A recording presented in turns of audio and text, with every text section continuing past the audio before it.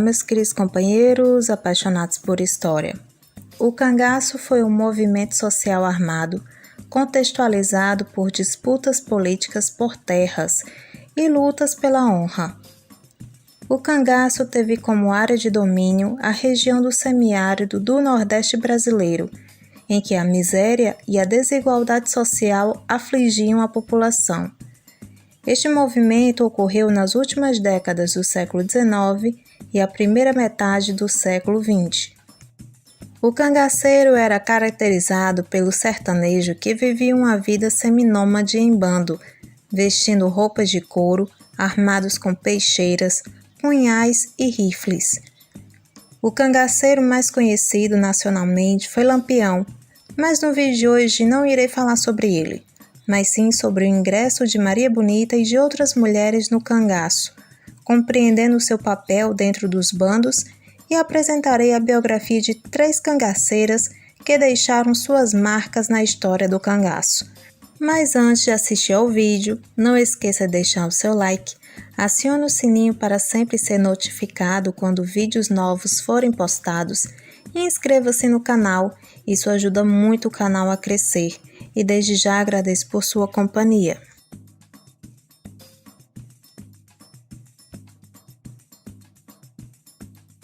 O cangaço está associado a questões econômicas e sociais que assolavam o Nordeste do Brasil no período de seca prolongada entre 1877 e 1915, que dizimou um grande número de pessoas, ocasionando a migração dos nordestinos e o cenário de miséria.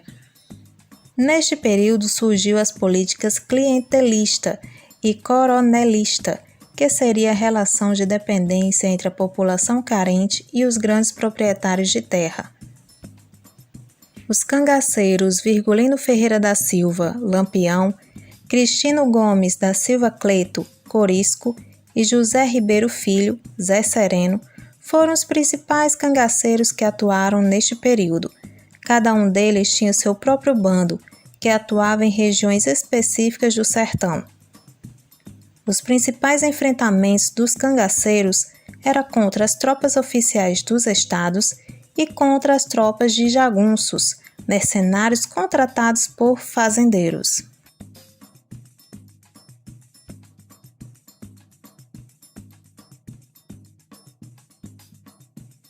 No princípio, os bandos de cangaceiros eram compostos exclusivamente por homens. Os antecessores de Lampião não aceitavam a presença de mulheres dentro dos bandos, porque consideravam o cangaço excessivamente violento e o modo de vida seminômade era considerado austero para a fragilidade feminina. Os cangaceiros que eram casados ou mantinham um relacionamento com uma mulher geralmente as deixavam guardadas na casa de algum coiteiro, indo visitá-las quando encontravam oportunidade de ir às vilas ou cidades. O ingresso das mulheres nos bandos aconteceu no período de 1930 a 1940.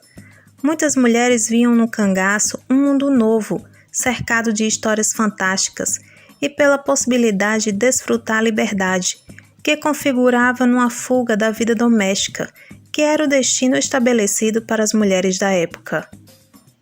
As mulheres não entraram na vida do cangaço para fazer serviços de mulher, como lavar, cozinhar e costurar, ou para se tornarem guerreiras estilo Amazonas.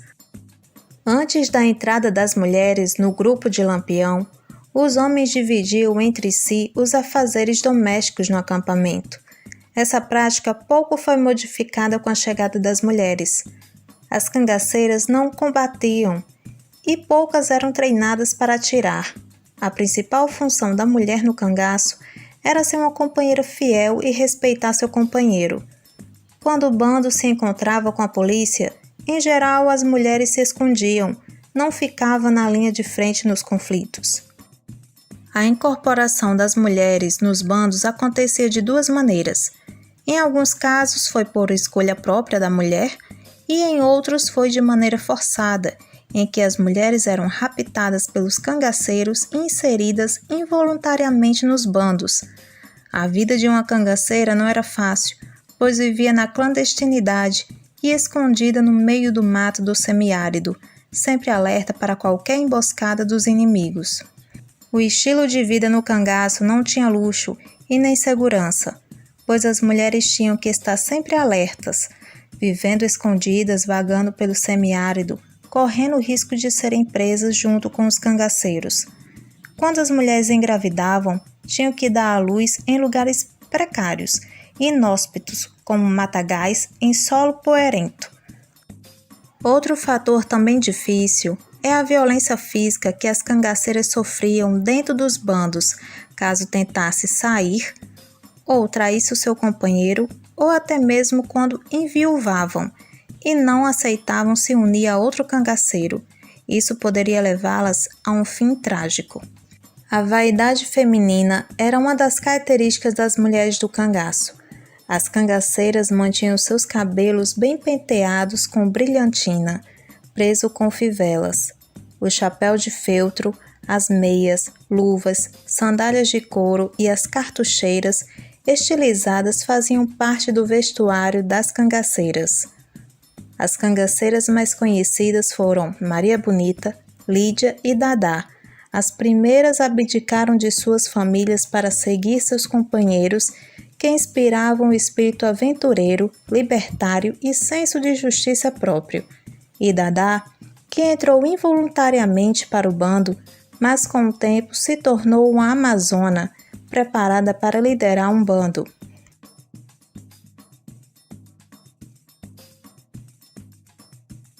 Maria Gomes de Oliveira, conhecida popularmente como Maria Bonita, nasceu no dia 17 de janeiro de 1910, em Malhada da Caiçara, na Bahia. Maria Gomes era filha do fazendeiro João Cazé e de Dona Maria Deia. Aos 16 anos, Maria Gomes se casou com José Miguel da Silva, conhecido pelo apelido de Zé de Neném, que teria traído Maria Gomes muitas vezes, gerando brigas entre o casal.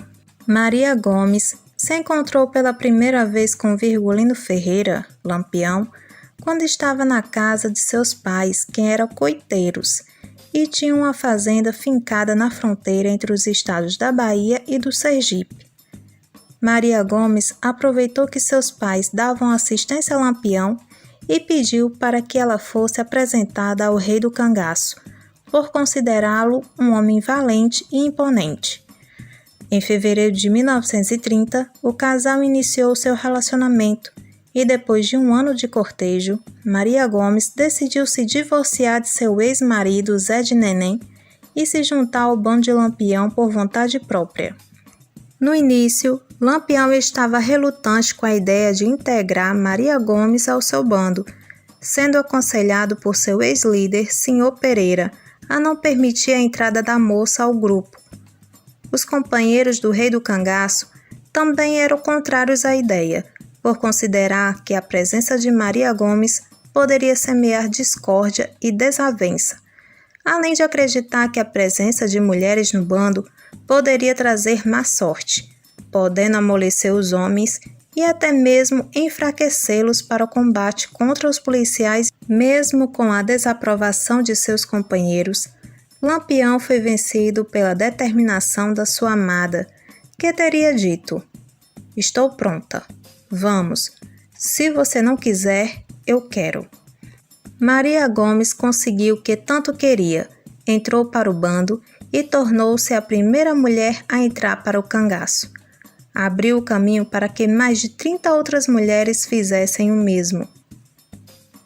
Em sua nova vida, junto com Lampião, Maria Gomes sofreu diversos abortos, mas conseguiu dar à luz apenas uma única filha, chamada Expedita Ferreira Nunes, que foi entregue aos cuidados da família do coiteiro Manuel Severo, pois não era seguro para que a menina fosse criada num ambiente inóspito da Caatinga. O casal, sempre que podia, visitava sua filha, mas a menina continuou sendo criada por Manuel Severo, até mesmo depois da morte de seus pais biológicos. A rainha do cangaço era muito vaidosa, carregando sempre em seu bornal um espelho, pente, batom, escova de dente, perfume e talco. sendo chamada uma vez numa reportagem de Madame Pompadour do cangaço. Lampião apelidou Maria Gomes de Santinha, uma espécie de homenagem que o rei do cangaço teria feito ao seu primeiro amor, uma moça por quem tinha se apaixonado, mas por quem não foi devidamente correspondido. Contrariando as expectativas, Lampião nunca chamou Maria Gomes de Maria Bonita, este apelido que só se difundiu após sua morte. No dia 22 de julho de 1938, o bando de Lampião estava acampado na Grota de Angicos, em Poço Redondo, no Sergipe, quando foi atacado pela Polícia Armada Oficial. Neste ataque, todo o bando foi morto e degolado.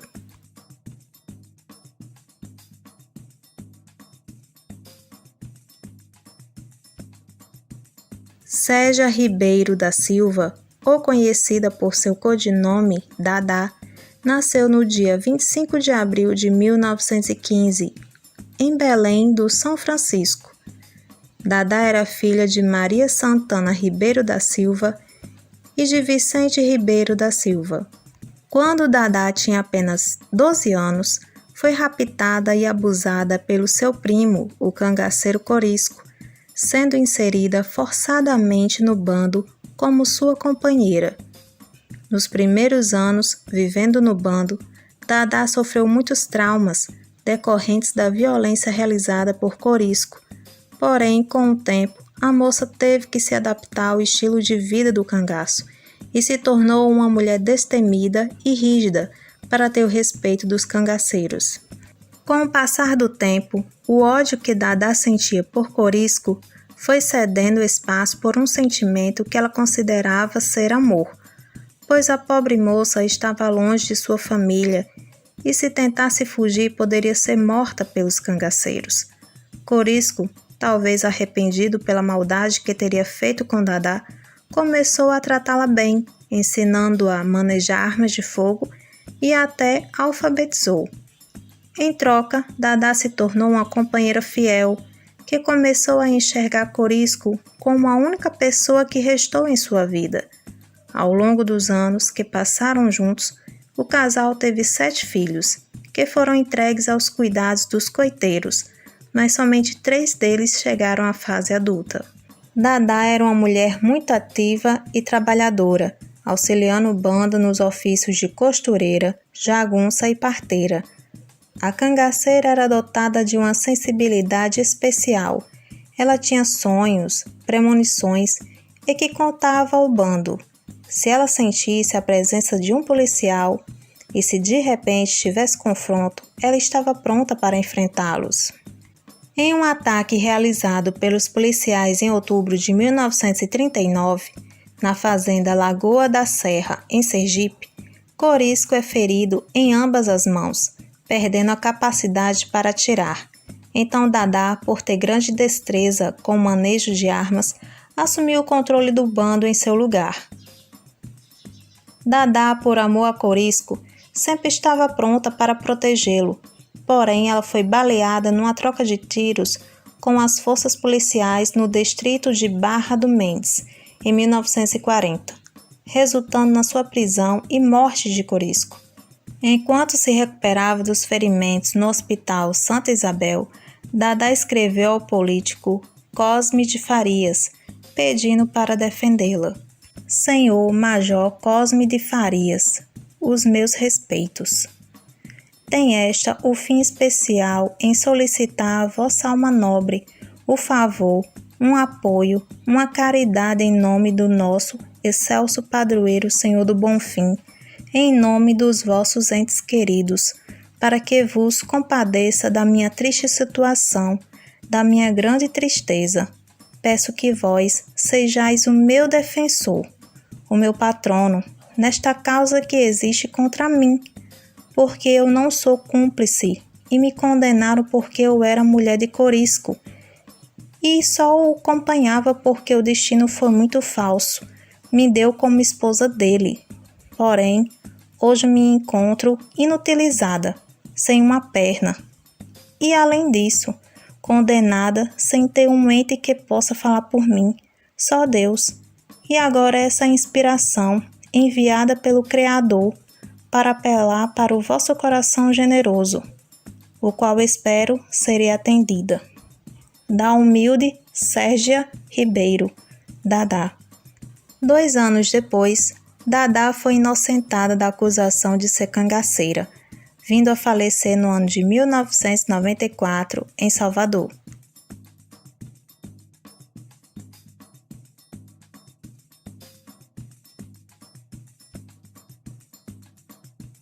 Lídia Pereira de Souza era uma bela baiana, filha de Luiz Pereira de Souza e Maria Rosa Figueiredo. Lídia entrou no bando de Lampião com 18 anos para se tornar a companheira do cangaceiro Zé Baiano, famoso por sua crueldade e também feiura. Porém, Zé Baiano compensava sua falta de beleza com a coragem e riqueza. Muitos de seus companheiros falavam que Zé Baiano tinha mais dinheiro e ouro do que o próprio Lampião, pois ele era agiota, emprestava dinheiro a vários comerciantes. Lídia tinha tudo, era a mulher mais rica do bando e detinha o amor e fidelidade de seu companheiro, que não tinha vergonha de demonstrar seu carinho à mais bela cangaceira. Lídia, entretanto, não era uma esposa fiel. Ela aproveitava todas as vezes que seu companheiro viajava para se encontrar com os cangaceiros solteiros do bando. Os encontros de Lídia com os outros homens eram de conhecimento de todos, mas nenhum ousava falar sobre a infidelidade de Lídia a Zé Baiano. Mas um dia a sorte de Lídia acabou, quando o cangaceiro Coqueiro a flagrou com o cangaceiro Bem-te-vi. Coqueiro quis ficar com Lídia, mas a jovem o recusou. Quando Zé Baiano retornou de sua viagem, Coqueiro, com raiva, contou tudo o que tinha visto, mas sua delação custou um alto preço, sua vida, pois Lampião não gostava de delatores, então tirou a vida de Coqueiro. Já a pobre Lídia foi amarrada durante uma noite inteira, enquanto Zé Baiano pensava no que fazer com ela. Lídia, em desespero, implorou a intervenção de Lampião e Maria Bonita, mas o casal não interferiu. A mais bela cangaceira teve uma morte cruel, sendo morta a pauladas ao amanhecer por Zé Baiano, e em seguida foi enterrada numa cova rasa. Zé Baiano amava muito Lídia, mas deveria cumprir o código de honra do cangaço. Ao mesmo tempo que causavam terror em algumas mulheres, para outras o cangaço representava uma vida cheia de aventuras e romantismo, coisas escassas nos sertões nordestinos, onde quase se podia prever o futuro feminino, que era casar, ter filhos, passar por privações e sem nunca conhecer nada além do mundo em que viviam. As mulheres que entraram para o cangaço voluntariamente inverteram essa lógica e saíram à procura de um novo destino. As que entraram de forma involuntária, sendo raptadas e obrigadas a viver com os cangaceiros, foram vítimas de um destino implacável, vítimas da falta de proteção da família e do Estado. A vida no cangaço, ao mesmo tempo em que libertava, também aprisionava. O cangaço era um lugar de quebra de tabus, em que homens e mulheres sertanejos seriam os donos de suas próprias histórias. Com a entrada das mulheres, o cangaço se torna mais complexo, com a adoção dos elementos do romance, sexo e amor.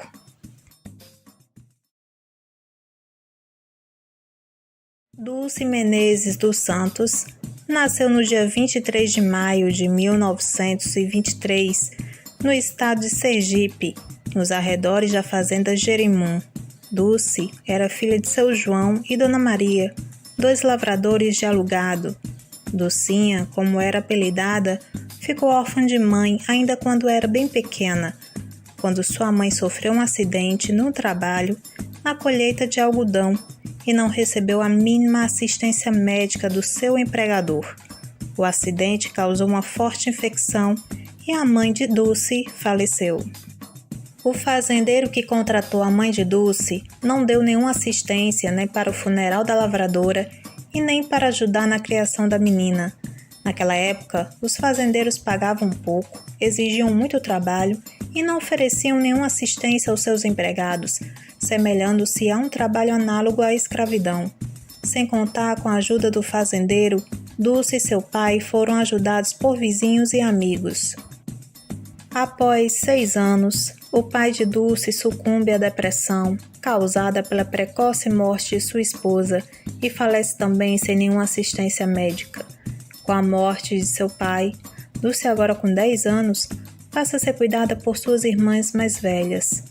Mesmo sofrendo com a morte dos pais, Dulce teve a companhia de seus sobrinhos, filhos de suas irmãs, com os quais brincavam e ouviam as lendas sobre os seres fantásticos que viviam dentro do Rio São Francisco.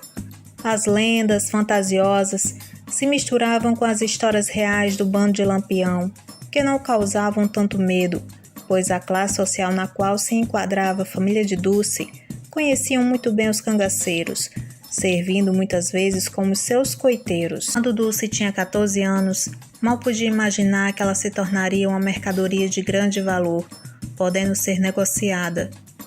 Onde Dulce morava era uma parada de descanso dos cangaceiros. João Félix, cunhado de Dulce, percebendo que poderia se beneficiar financeiramente com a jovem, marcou um encontro com o cangaceiro João Alves da Silva, conhecido pelo codinome Criança, para entregar Dulce em troca de ouro e prata.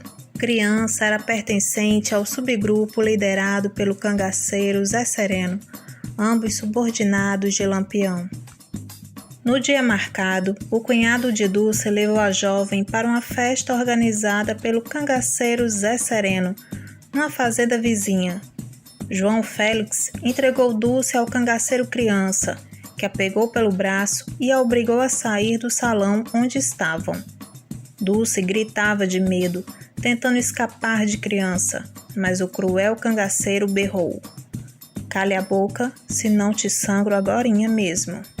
Aterrorizada, a pobre Dulce foi jogada no chão, em meio às pedras e cactos, sendo abusada na frente de todos que estavam presentes na festa. Ninguém ousou socorrer Dulce, receando a atitude de Criança. Após ser atacada e sem poder voltar para a casa de seus familiares, Dulce, de forma involuntária, entra no cangaço e se tornou companheira de Criança. No dia 28 de julho de 1938, a força policial, sob o comando do tenente João Bezerra da Silva, atacou o bando de Lampião em Angicos. Dulce e Criança estavam presentes durante o intenso confronto, mas conseguiram escapar. O mesmo não aconteceu com os outros cangaceiros que foram mortos. Com a morte de Lampião, a vida no cangaço perdeu sentido. Não havia mais um grande líder para organizar e manter a unidade do bando. A escolha era fugir ou se entregar às autoridades em busca de uma possível garantia de vida.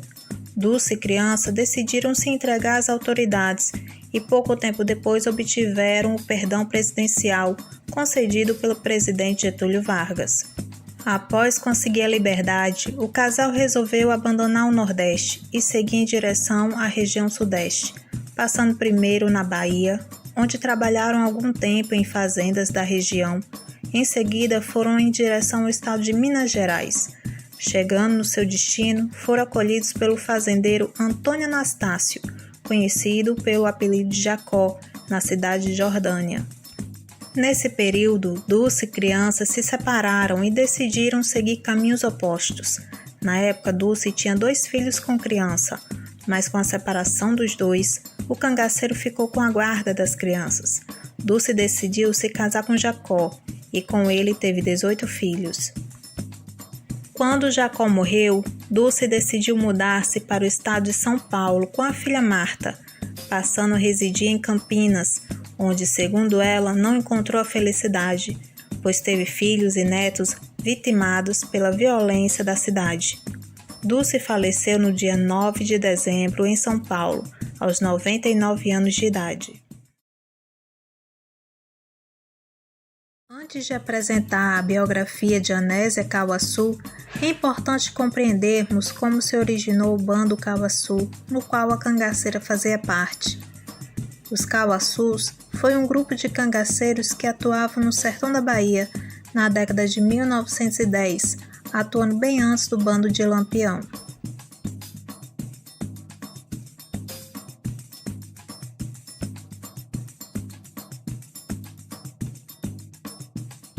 Em Ituaçu, no antigo Brejo Grande, duas famílias disputavam o poder local, os Silva, denominados Rabudos, por viverem na Baixa, e os Gondins, apelidados de Mocós, porque em momentos difíceis buscavam refúgio nos morros das Lavras Diamantinas. O confronto pelo poder local entre essas famílias acabava ampliando seu raio de influência para outras localidades, como Jequié e Maracás, e passa a envolver outras famílias. Inicialmente, os Cauaçus, antes de formarem um bando, eram modestos comerciantes e proprietários de pequenas fazendas de gado, espalhadas pelos municípios de Jequié, Ituaçu, Amargosa, Brumado e Boa Nova.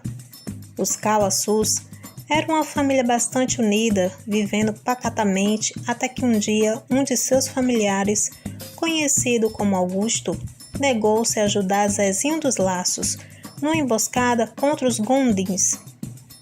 Quando Augusto recusou o pedido de Zezinho, poucos dias depois, no terreiro de sua casa, foi morto a mando de Zezinho. Em 1916, em uma entrevista ao jornal A Tarde, Anésia Cauaçu explicou a origem do confronto entre sua família e o bando de Zezinho dos Laços. Daí começou a luta. José dos Laços mandou um camarada de nome Miguel Preto matar Félix Cauaçu, primo carnal do menino José, enquanto o Augusto era morto, no próprio terreiro de sua casa, por 4 camaradas do mesmo José dos Laços, só me lembrando do nome de 2, um Tavares, o outro Clemente. Augusto ali ficou 2 dias sem ser enterrado, porque Zezinho não consentia nessa última homenagem prestada pela minha família. Através de terceiros, Marcelino Cauaçu, que era irmão de Augusto, exigiu que Zezinho entregasse o corpo de Augusto, obtendo como resposta do chefe dos Rabudos de que teria o mesmo fim quem tentasse enterrar o cadáver de Augusto. José Cauaçu conseguiu sepultar o corpo de seu primo Augusto apenas 2 dias depois da morte dele. Logo após o enterro, a família Cauaçu se reuniu em conselho, escolhendo José para ser seu líder. Com isso, declararam guerra contra Zezinho e seus jagunços. Os conflitos entre os bandos iniciaram e logo se tornaram intensos. Mesmo em menor número, o bando dos Cauaçus conseguiram vencer seus inimigos. Os Cauaçus também tiveram confrontos com a polícia, o que culminou com a morte de José, e seu irmão Antônio Cauaçu se tornou o novo líder do bando. O bando dos Cauaçus inicialmente foram formados por Marcelino Cauaçu e seus primos José, Olímpio, Antônio, do Virgem e Terto. Com o tempo, o bando cresceu e contava com a presença de mulheres que lutavam com verdadeira fúria. Elas eram Anésia Cauaçu, sua mãe Maria Galiana, suas irmãs e as esposas e amantes dos Cauaçus e de seus camaradas. Todos estavam dispostos a lutar contra seus inimigos. Além de serem bons conhecedores da região, estavam também bem armados, tornando-se invencíveis. O bando dos Cauaçus eram reconhecidos por usarem roupas e chapéu de couro, trajes típicos dos sertanejos e vaqueiros da região. Os Cauaçus usavam lenços pretos em torno do pescoço, cujas pontas eram introduzidas num argolão, à altura do externo. Eles usavam os lenços em sinal de luto por seus parentes falecidos. Quando atuavam na região de Jequié, eles ficavam de vigia em cima de uma pedra da região, chamada Pedra do Curral Novo, pois assim do alto obtinham uma vista panorâmica da cidade, sendo fácil avistar a chegada dos bandos rivais. Isto era uma vantagem principalmente para Anésia Cauaçu, considerada a percussora do bando, pois ela era uma excelente atiradora e acertava os inimigos com muita precisão. O bando dos Cauaçus ficou bastante conhecido por suas ações. Então, o secretário de Segurança do Estado, Dr. Álvaro Cova, ordenou o envio de soldados com a finalidade de acabar com a chamada conflagração sertaneja. Começaram as perseguições contra os Cauaçus, com combates cada vez mais acirrados. Após o cerco com a polícia, com parte de seu bando esfacelado, os Cauaçus promoveram uma retirada estratégica, indo para a região das Lavras Diamantinas e se acoitando em fazendas de pessoas amigas ou que lhes devia favores.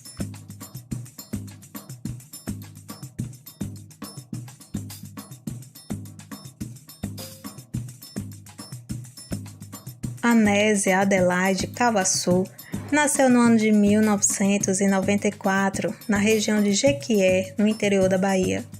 Ela era uma moça alta, de pele branca, de olhos azuis e com os cabelos escuros. Anésia, além de ser uma mulher bonita, também era muito valente, estando muito à frente de seu tempo.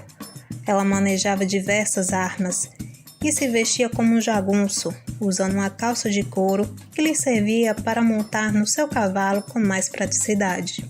Antes de ingressar no cangaço, Anésia é uma dona de casa dedicada ao marido e à filha, mas abandonou tudo para unir-se aos seus tios e irmãos, que formavam um bando dos Cauaçus.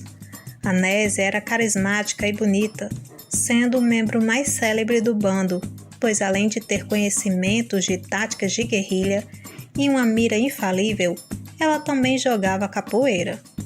Um de seus feitos mais lembrados foi arrancar, com um tiro certeiro, a uma distância considerável, o dedo de um delegado que apontava aos policiais onde deveriam se posicionar durante um tiroteio no centro de Jequié. Um de seus feitos mais lembrados foi arrancar com um tiro certeiro a uma distância considerável o dedo de um delegado que apontava aos policiais onde deveriam se posicionar durante um tiroteio no centro de Jequié. A liderança e estima que Anésia mantinha no bando a diferenciava de outras mulheres que participaram de outros bandos na história do cangaço, pois Anésia foi oficialmente a primeira mulher a entrar num bando de cangaceiros, e diferente de Maria Bonita, Anésia jamais foi esposa do chefe do bando, mas exercia liderança ao lado de seu irmão José Cauaçu, o líder dos Cauaçus. Anésia é considerada a primeira mulher a ingressar no cangaço e liderar um bando de cangaceiros. Vestia calças compridas para montar no seu cavalo e para facilitar os movimentos durante o combate com outros bandos e com a polícia. Sem falar que foi a primeira mulher branca a lutar capoeira, antecedendo mulheres como Maria Bonita, Dadá e Lídia. Na maioria dos casos, as cangaceiras são descritas como exímias bordadeiras, parteiras e fiéis companheiras dos cangaceiros, mas o papel das mulheres nos bandos não se restringia somente a esses exemplos. Elas também eram responsáveis por cuidar dos feridos e também na produção de medicamentos, graças aos seus conhecimentos sobre plantas medicinais. Mas existem casos de mulheres que se envolviam na atividade de guerrilha, como as cangaceiras Anésia e Dadá. Anésia Cauaçu se misturava aos seus companheiros masculinos. Ela tinha o hábito de fumar cachimbo, beber cachaça, cavalgava em uma cela comum e não a cilhão, que era considerada a cela feminina. Lutava capoeira e manuseava armas de fogo. Anésia sempre conseguiu se impor e fazia com que respeitassem sua personalidade forte de liderança, contribuindo para a construção da imagem forte e destemida da mulher do cangaço, por vezes até quase sobre-humana. Anésia sempre conseguiu se impor e fazia com que respeitassem sua personalidade forte e liderança, contribuindo para a construção da imagem forte e destemida da mulher do cangaço, e por vezes até quase sobre-humana. Conta-se que Anésia tinha também fama de ser capaz de invultar. A lenda surgiu porque a cangaceira conseguia escapar, aparentemente sem deixar vestígios, ao ser perseguida por bandoleiros, desaparecendo em meio à vegetação. No ano de 1916, Anésia abandonou o cangaço e foi viver com sua família sob a proteção de um fazendeiro que devia favores aos cauaçus, mas logo foi traída pelo fazendeiro, sendo entregue à polícia, e não houve mais notícias dela. O escritor Ivan Estevão Ferreira, na obra A Pedra do Curral Novo, sugere que Anésia pode ter falecido em Jequié e identifica com uma anciã que faleceu em 1987, aos 93 anos, que vivia sob os cuidados de pessoas caridosas. O bando Cauaçu, que antes eram pacatos comerciantes e fazendeiros, entraram no cangaço movidos pela vingança e conquistaram muito poder e inimigos. A história de seus integrantes é pouco conhecida, mas o nome mereceu destaque: Anésia Cauaçu, uma mulher destemida cuja liderança inspirava todos no bando. A vida no cangaço exige um preço, e o bando Cauaçu pagou caro, tendo seus familiares e camaradas perdendo a vida por vingança e sede de poder, aterrorizando por onde passava. Olá, meus queridos companheiros! Gostaram do vídeo? Se sim, não esqueça de deixar o seu like e se inscreva no canal. Isso ajuda muito mesmo o canal a crescer. Desde já agradeço por sua companhia aqui durante o vídeo. Até a próxima!